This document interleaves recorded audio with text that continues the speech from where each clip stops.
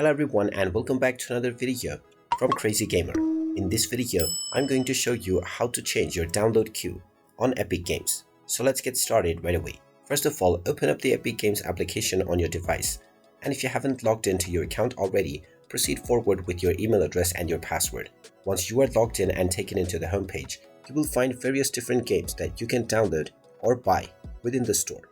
Just choose whichever game you wish to download, and now you can click on the Get button in order to proceed with downloading or purchasing the game.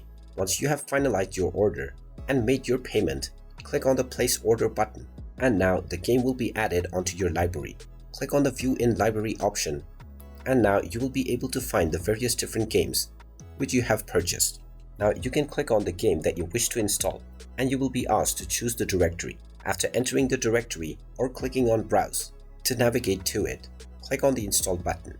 This will now add the current game onto the download queue. If you're adding multiple games, then you can click on the Download button at the bottom left corner, and you will see that the game that you have added in a second will be put on within the queue.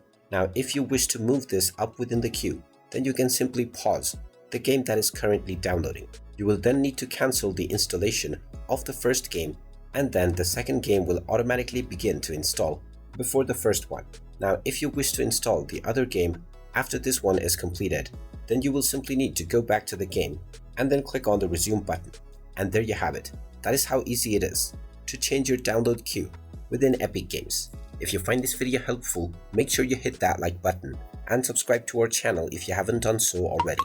Also ring that notification bell to never miss another update from us. Thank you for watching, and I will see you again in the next video.